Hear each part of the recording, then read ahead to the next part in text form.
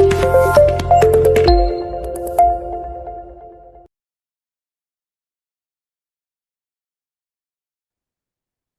araw po. Magbabalik tayo sa ating tinatalakay na Live the way Jesus lived. Patuloy kong ipinapaalala na yan ay upang makamtan natin ang ating hangad na maging katulad ng ating Panginoong Jesucristo. At isa pang bagay na mahalagang aspeto ng buhay ng Panginoon ay ang tungkol sa kanyang paglilingkod sa Diyos. Ang tanong ay, naglilingkod ka ba sa Diyos? Saan at papano? Saan at papano?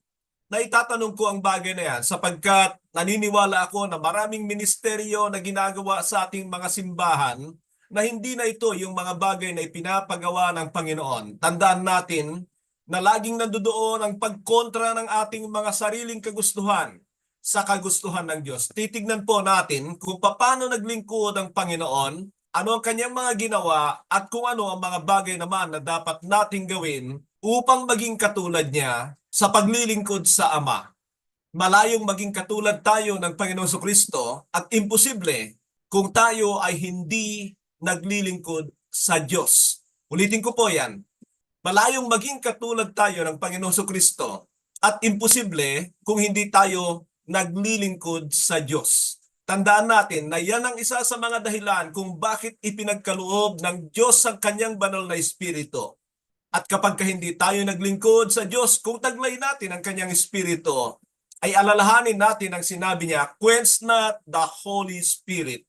Nangangahulugan yan na kapag wala tayong ginagawa, ay tila pinapalamig natin ang banal na Espiritu, tila pinapayagan natin na iwan tayo dahil imposible na mananahan ang banal na Espiritu sa mga tamad at ayaw maglingkod sa Diyos.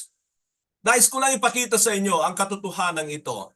Sa tukso ng Diablo sa Panginoon Jesucristo, doon sa Mateo 4:8 hanggang 10, nais kong basahin.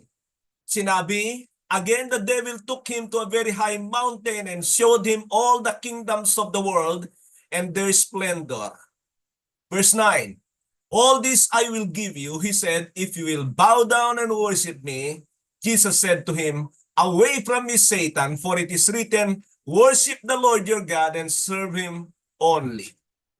Nais kong pansinin ninyo yung salitang worship and serve. Alam ba ninyo na yan ay malaki ang pagkapareho? Kung nais ninyong makita ang bagay na ito at puntahan ninyo ang aklat ng Exodus sa panahon na sinasabi ni Moises sa paraon na kailangan niyang payagan ng mga Israelita upang paglingkuran ang Diyos. Sa ibang salin ay makikita ninyo na ang ginagamit ay worship, pero sa King James, yan ay serve. So ano po ang pinupunto ko dyan? Naniniwala ako na ang tunay na pagsamba sa Diyos ay lahat ng bagay na ating ginagawa. Alalahanin niyo ang sabi ng Roma 12:1. Therefore I urge you, brothers and sisters, in view of God's mercy, to offer your bodies as a living sacrifice, holy and pleasing to God. This is your true and proper worship. Yan po ay sa makabagong salin ng NIV. At makikita natin na una sa lahat ay ang maayos na pamumuhay para tayo ay makapagsamba o makapaglingkod sa Diyos ng katanggap-tanggap sa Kanya.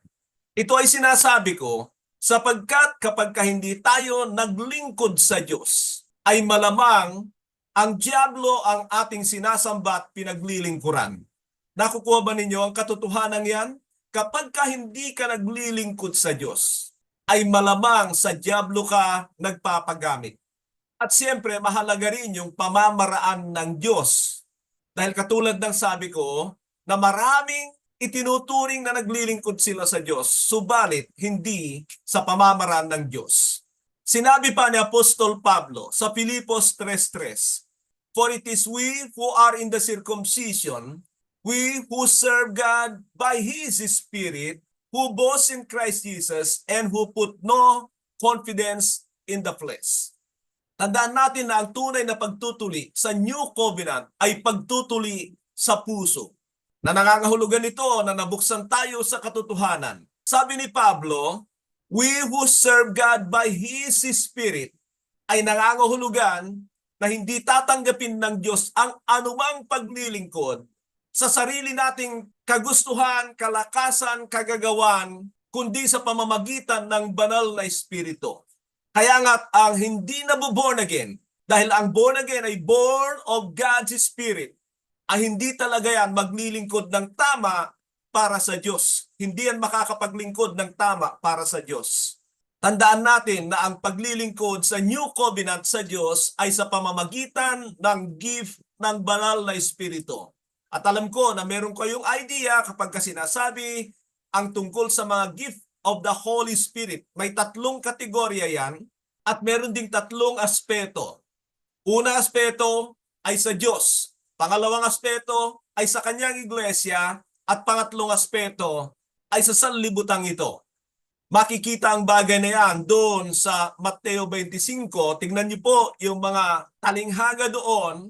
Yung 10 virgins ay tumatalakay tungkol sa ating paglilingkod sa Diyos o relasyon sa Diyos. Pangalawa ay para sa iglesia at pangatlo ay sa sanlibutang ito. At tungkol naman doon sa kategorya ay merong tinatawag na equipping ministry gift sa Ephesians 4:11, merong administration gift at edification gift. Sa aklat naman yan ng Korinto.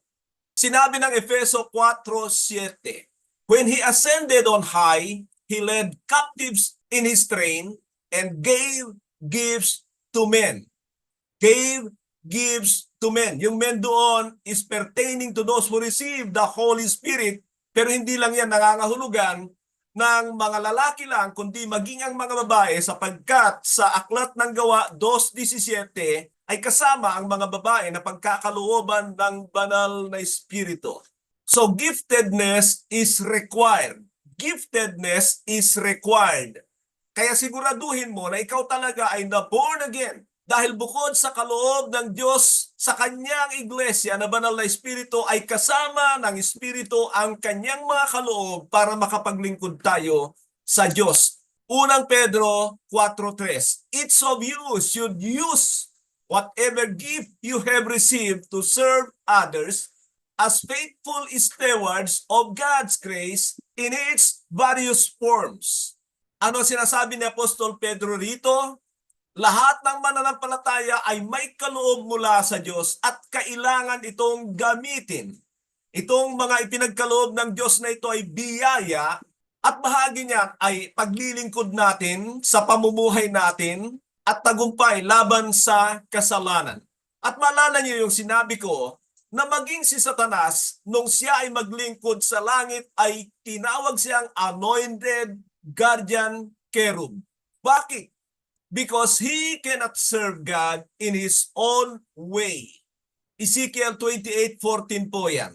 At maging ang Panginoong Jesucristo, nung siya ay nagkatawang tao, nung siya ay naging tao, ay kailangan niya ang banal na Espiritu, hindi lamang sa kanyang tagumpay laban sa kasalanan, kundi kasama na rin diyan ang kapangyarihan para mapaglingkuran ng Diyos sa nais ng Diyos sa kanya.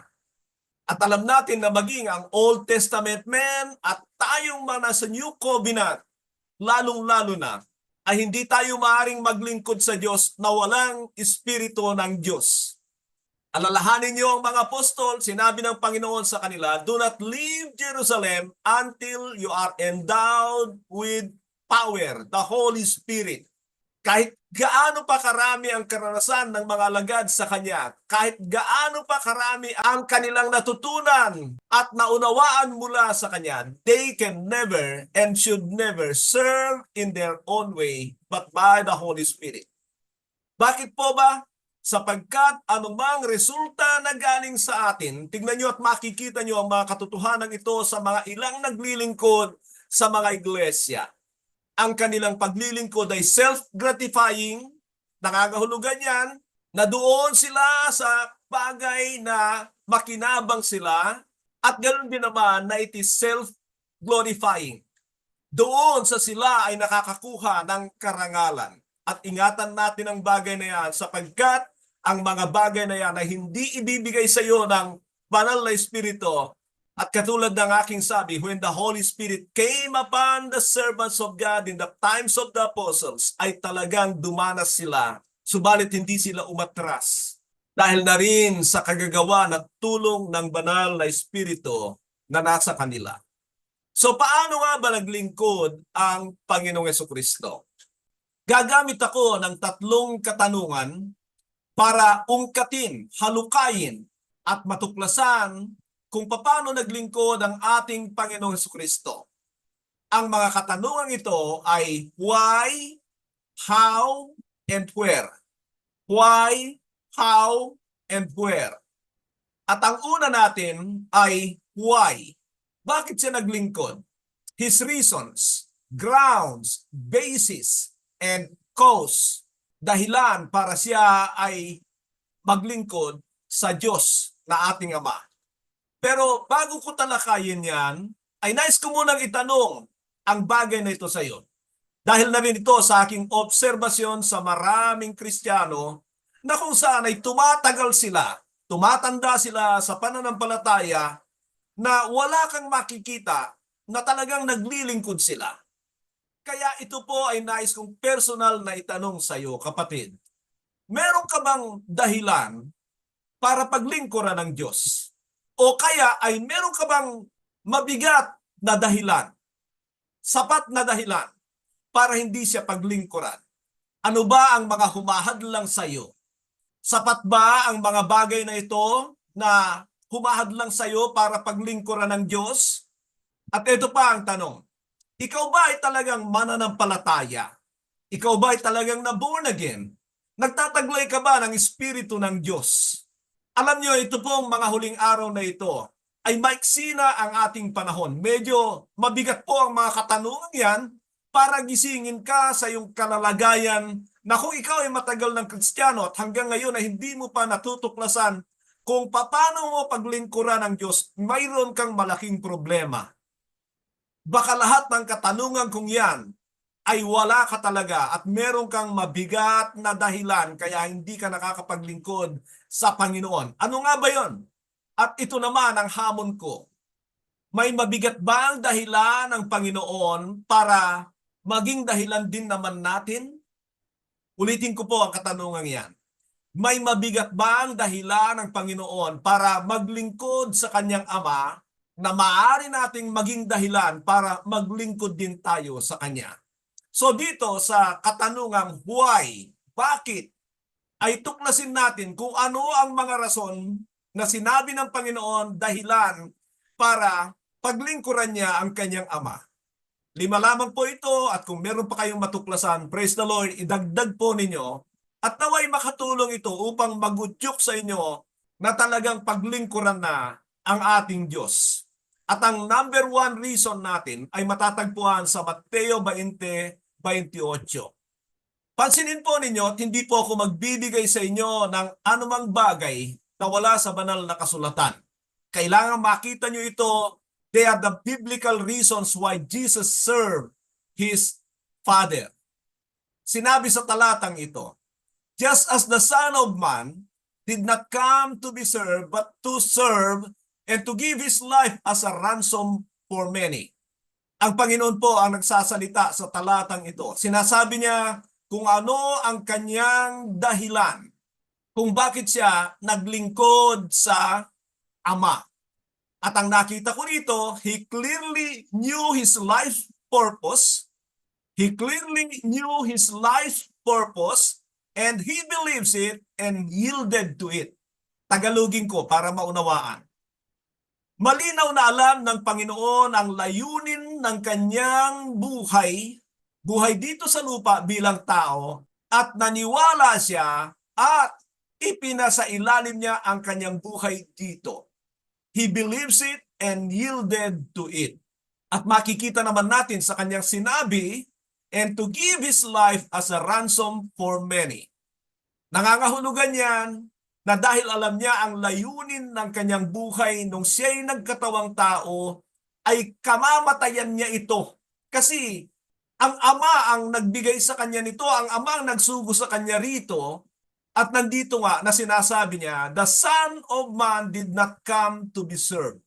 Siguro naman ay alam na natin kung ano ang kalalagayan ng Panginoon sa langit ayon sa Filipos 2, Subalit sa kabila noon ay pumayag siya na alisin ito sa kanyang sarili nang sa gayon ay maglingkod siya. The Son of Man did not come to be served, but to serve and to give His life as a ransom for many. Malinaw yan sa Panginoon. At hindi lamang malinaw, kundi nauunawaan niya at ipinasakop niya ang kanyang buhay sa bagay na ito. Nawa naman po sa atin ay hindi lamang na alam natin ang layunin ng ating buhay. Dapat ay handa na tayo na maging kamatayan natin ang tuparin ang layunin na ito ng Diyos sa ating buhay. At sa bagay na yan ay maalala ko ang sinabi ng Isaiah 43:7, "Everyone who is called by my name, whom I created for my glory, whom I formed and made." Kaya kung tayo ay naniniwala na nilalang tayo ng Diyos at ngayon ay tinawag pa tayo, hindi lamang tayo nilalang na katulad ng maraming tao sa mundong ito, ngayon ay isinama natin at inaangkin natin sa ating sarili na kabahagi tayo doon sa mga tinawag ng Diyos. So nilalang niya, tinawag niya para saan? Sabi niya, I created for my glory, para sa kanyang kaluwalhatian. Kaya ang tanong ay, is God glorified in your life? Or are you the master of your own? Or are you religiously pretending?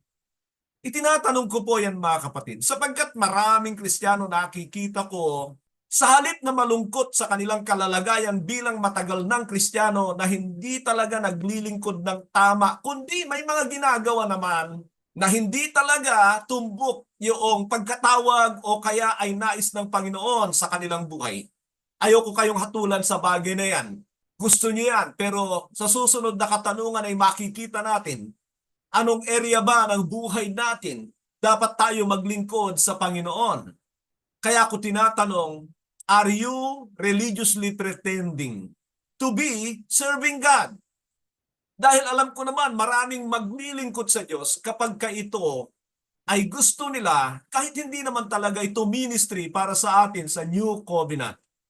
Kaya mga kapatid, huwag niyong ipamuhay ang buhay niyo para sa inyong sarili because you have been created by the Creator and claim to have called by Him. Tinawag ka ng Diyos. He who tries to save and protect their life will lose it, sabi ng Panginoon. Yan ang dahilan kaya marami hindi nakakapaglingkod sa Diyos. Kaya ako naiisip ang bagay na yan. Because they are trying to save their lives, they are trying to protect their lives, the reason they cannot serve the Heavenly Father. Alam niyo mga kapatid, if you keep on riding with your emotions, ano ang ibig ko sabihin diyan? Sinasakyan mo ang iyong emosyon, ikaw ay emotionally convinced na okay ka lang sa Diyos kahit wala ka namang paglilingkod sa Kanya, you will be surprised. Sapagkat isa sa mga ginawa sa atin ng Diyos is that the believers have become the priest of God Most High.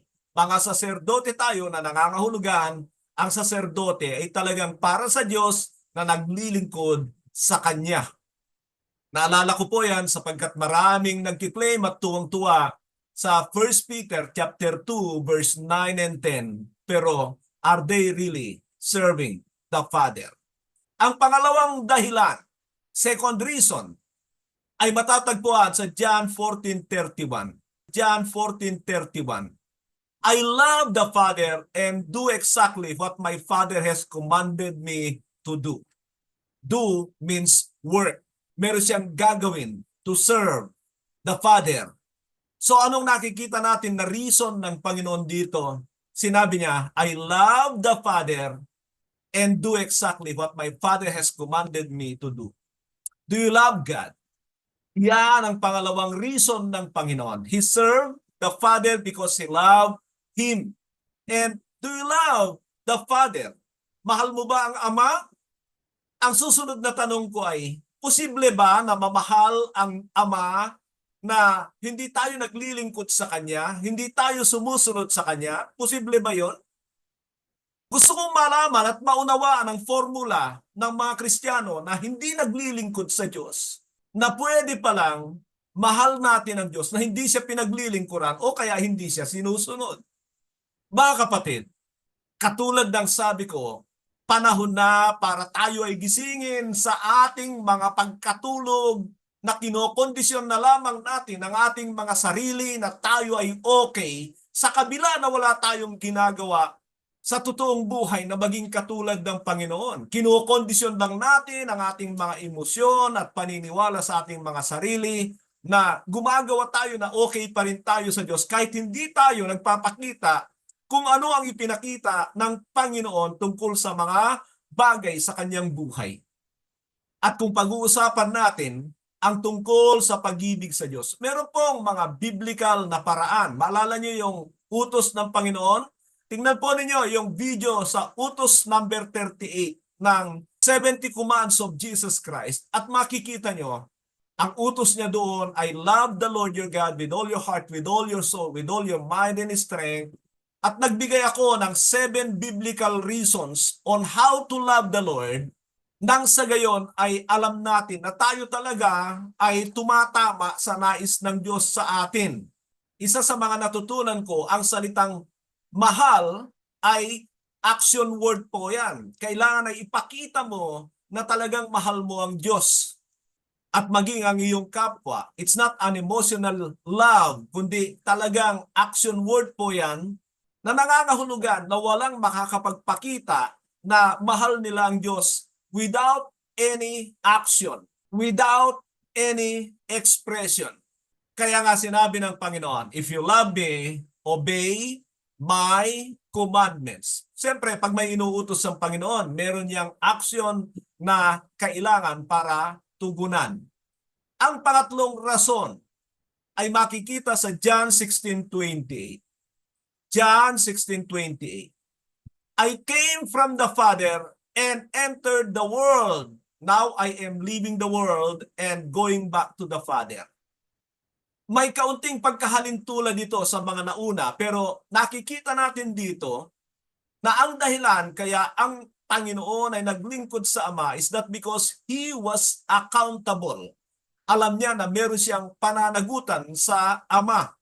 Nabanggit doon sa pangalawa natin kanina na mahal ng Panginoon ang Ama kaya siya naglilingkod sa Kanya. Ngayon naman, ang tanong ko ay, mahal ba ng Ama ang anak? Siyempre. Pero nais kong makita nyo ito. Kung mahal ng Ama ang anak, kailangan pa ba ng anak o ng Panginoong Jesucristo na paglingkuran siya? Bakit ko na itatanong yan? Sapagkat hindi dahil mahal tayo ng Diyos ay wala na tayong gagawin. Yan ang dahilan ng marami. Sinasabi nila, God loves me so much, at dapat yung tandaan, if God loves you so much, He is also requiring you to love Him as a response. At di ba sinabi niya, love the Lord your God with all your heart, with all your soul, and with all your mind and strength. So ang Panginoong Jesucristo ay may pananagutan sa Ama pag hindi siya naglingkod at gumawa ng mga bagay na dapat niyang gawin sang-ayon sa ipinag-uutos sa kanyang Ama. At sana po ay kumbinsido tayo na tayo man ay may pananagutan sa Ama kahit mahal pa niya tayo, kung mahal niya talaga tayo at naranasan natin ang pag-ibig na yon, abay suklian natin ng pag-ibig yon. At nangangahulugan yan na kung tayo ay hindi maglingkod sa Ama, nagkakasala po tayo. May pananagutan tayo sa Ama kasi kung tayo ay tinawag niya at isinama niya sa kanyang pamilya, meron tayong bahagi kasi, meron tayong gagawin. Binibigyan ko po yan ng diin para gisingin kayo, gumising kayo, baka isang araw ay magising kayo, huli na. Nandun na kayo sa harapan ng Diyos na sinabi ng Biblia, tayong lahat ay haharap sa hukuman ni Kristo at mananagot sang-ayon sa ating ginawa, mabuti man o masama, habang tayo nandito sa katawang ito. Ikalawang Korinto 5:10. At marami yan sa Biblia na alam natin na tayo ay mananagot kahit tayo mananampalataya na hindi sapat na katulad ng inaakala ng marami minahal sila ng Diyos at hindi sila maliligtas sa ayon sa kanilang mga gawa. Nagkakamali kayo. You are sinning if you are not serving God. And remember, ang kaligtasan natin ay kaligtasan sa kasalanan. Justification means doon hindi ibinilang ng Panginoon ang mga ginawa mong masama. But at this time na taglay mo ang Espiritu ng Diyos, ang Espiritong yan ang nag-uudyok sa iyo, nagko-convict sa iyo na sana ay paglingkuran mo siya at ididirect ka niya, pero pwede mo rin naman siyang tanggihan. Ngayon, tatanggihan mo ba ang banal na Espiritu? Nagkakasala ka ba pag hindi mo siya sinusunod ang kanyang conviction? Ako'y naniniwala na ngayon marami ay nako-convict sa pamamagitan ng mga salitang ito because the Word of God is being used by the Holy Spirit to touch our hearts. Dapat nating maunawaan ang mga bagay na ito. Ano ang magiging basihan? O ano ang naging basihan ng Diyos nung sabihin niya doon sa Matthew chapter 25, ang "Well done, my good and faithful servant." At ano ang naging basihan niya doon sa sinabihan niya, "You wicked and lazy servant." Wicked and lazy servant. Tamad, walang ginawa. At kaya niya sinabi doon sa dalawa, na mayroong mga talento na 2 at 5, "Well done, my good and faithful servant," ay dahil meron silang ginawa. Mga kapatid, kung meron kayong gustong gawin, pwede kayong gumawa. Kaya lang, kahit sino ang mag-lead sa inyo, kung ayaw mo talaga na bunutin ang iyong sarili sa iyong kaunawaan na hindi tama para hindi ka maglingkod, ikondisyon mo lang ang iyong sarili, delikado ka dyan. Delikado ka dyan. Mapapahamak ka dyan. Ayaw mo paglingkuran eh. Hari itong paglilingkuran natin na ipinangako niya na ibibigay niya. Lahat ng pangangailangan natin, tatanggihan mo yon. Pag hindi ka naniwala dyan, unbeliever ka pa. Yan ang nakikita ko sa marami. They are not really believer. They are doubter. Mapagduda sa Diyos. Hindi sila believer. Kung ikaw ay believer at kung ikaw ay anak ng Diyos, maging katulad ka ng Panginoong Jesucristo na hindi napakahirap na konbinsihin ng Panginoon sa mga salita ng Diyos. Yan ang isang tandaan natin. Hindi mahirap kumbinsihin ng Panginoon sa mga salita ng Diyos. Kaya ang dali niyang natuto. Kasi pag nababasa niya ito o kaya naririnig niya sa kanyang mga magulang, ay pinapaniwalaan niya at ipinapasakop niya ang kanyang sarili. Tayo, taon na, dekada na, mamaya, century na kung abutin natin. At ang mahirap pa diyan ay nagyayabang tayo sa haba ng ating pagiging mananampalataya. Kaya naniniwala ka ba na isang araw ay haharap ka sa Diyos? Anong mukha ang ihaharap mo? Samantalang ito ang mga sinabihan niya, "Well done, my good and faithful servant." Meron silang mga ginawa, ang mga iba ay namatay, pinatay, dahil sa kanilang paglilingkod sa Diyos. Eto ka, pasayaw-sayaw ka rito sa mundo, wala kang ginagawa, gusto mo mapayapang buhay. Gusto mo ikaw pa ang sasabihan ng Ama doon sa araw ng paghatol ng, "Well done, my good and faithful servant." Gumising naman tayo, mag-isip tayo ng tama. Be sober. Wake up, my dear friends.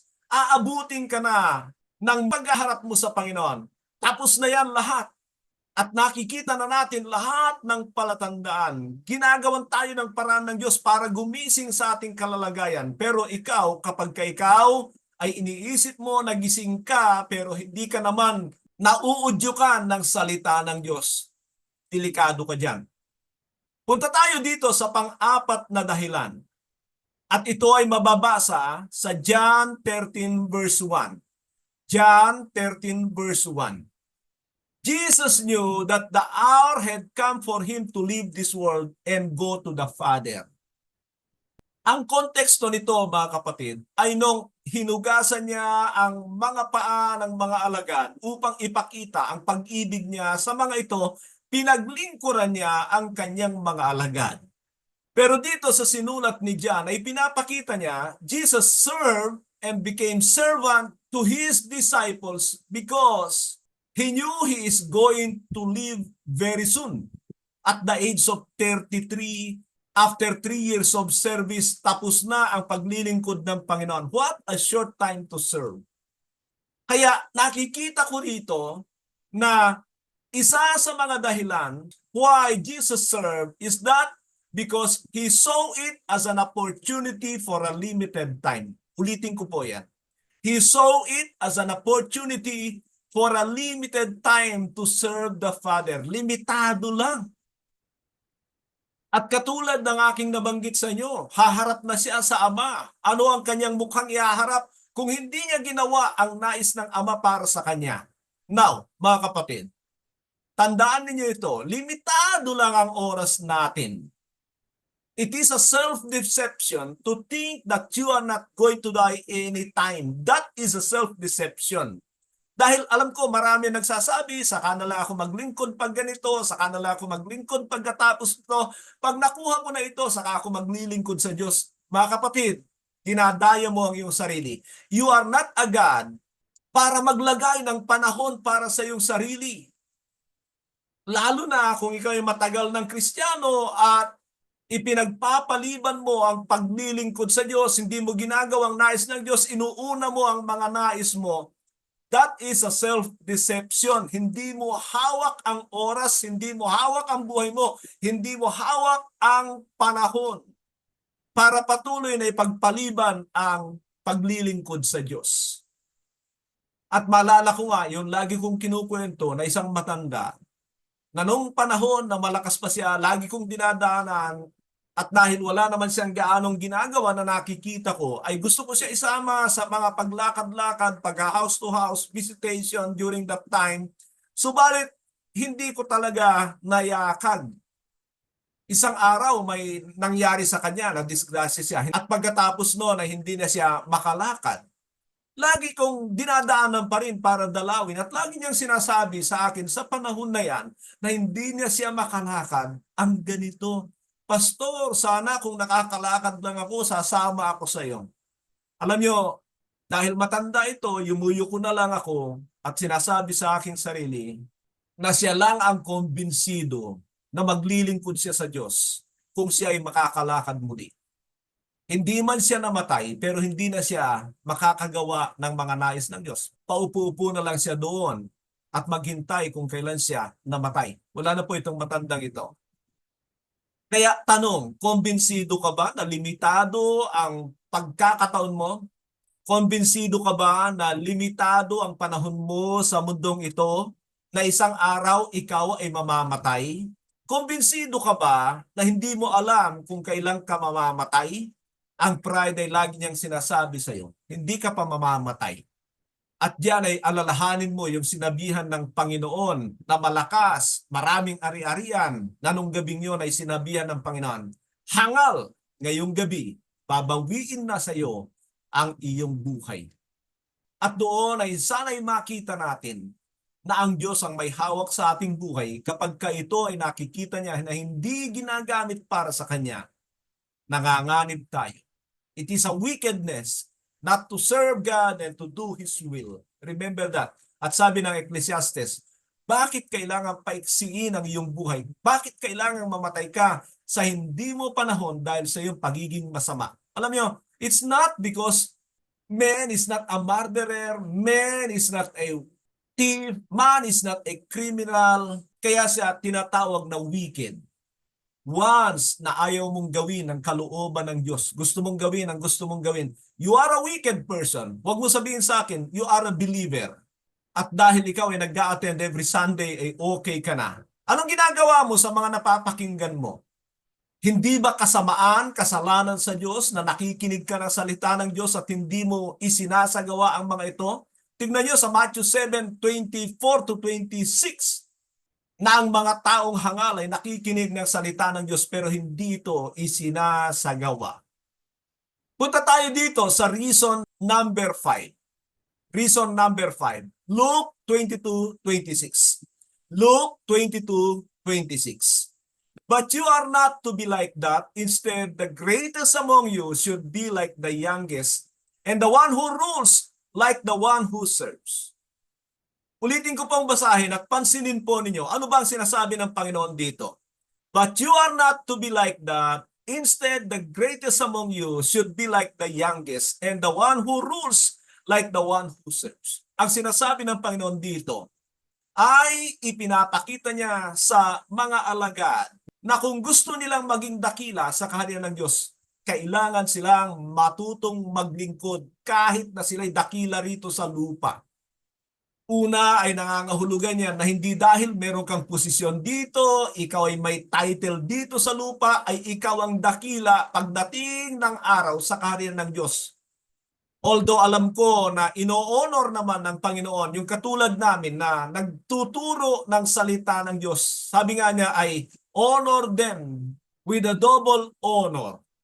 At sana po doon sa mga sinasabi kong katulad ko na nangangaral ay talagang salita ng Diyos ang ating ipinapangaral, because later on ay sabi ni Santiago na hindi ba ninyo alam na hahatulan ng mahigpit ang mga tagapagturo? Huwag nang natin angkinin yung mga honor na may ibig sabihin na honorarium, pera kaagad ang nasa isip ng mga nangangaral. Pera kaagad ang hangad nila. Kaya honor from honorarium, naku po. Tandaan mo, hindi ka lingkod ng Diyos pagka hindi totoo at tama ang itinuturo mo sa mga tao. You are benefiting from your work today and using the Word of God to gain profit for yourself. Ang sinasabi ng Biblia ay yung mga nagtuturo ng may katapatan ng salita ng Diyos ang gagantimpalaan ng Diyos pagdating ng araw. Pero ano po ang ipinapakita ng Panginoon dito sa reason number 5 natin? He wanted to show a model to His followers. Or He was a model to His followers. Naging modelo, nagbigay siya ng modelo sa kanyang mga alagad. Tandaan natin na ang Panginoon, He was served in heaven by trillions of angels. But because of His mission, He came to serve and gave His life as a ransom for many, ay iniwan niya ang lahat ng kanyang kalalagayan sa langit. Naging lingkod siya, naging alipin siya hanggang sa kamatayan. And God is not unjust. Sabi ng banal na kasulatan, pagdating sa atin ay gagantimpalaan din tayo ng Diyos sang-ayon sa ating mga ginawa dito sa lupa. Pero isang bagay na alalahanin natin na ang Panginoon natin ay naging modelo para sa atin para makita naman natin na dapat tayo ay naglilingkod. Sa Matthew 25 ay may paglilingkod para sa Diyos ang ating relasyon sa Kanya, may paglilingkod para sa iglesia at may paglilingkod para sa mga hindi mananampalataya. So every aspect, kaya nga sabi ko, hindi mo kailangang full-time para ikaw ay maging kagamit-gamit sa Diyos.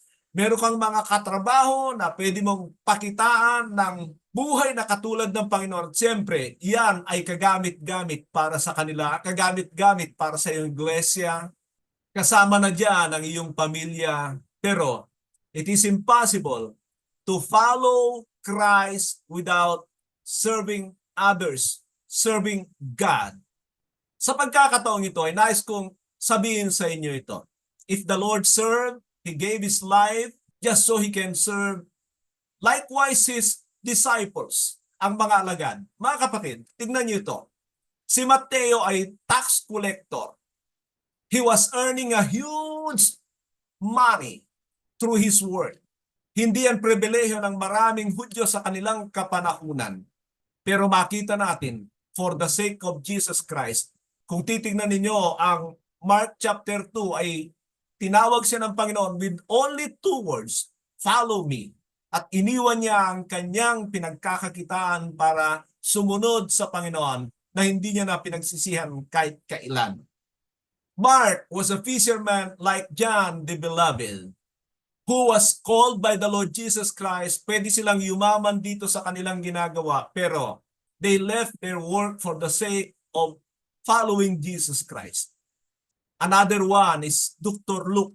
Doktor po siya. He was a physician and ended up as an assistant to Paul.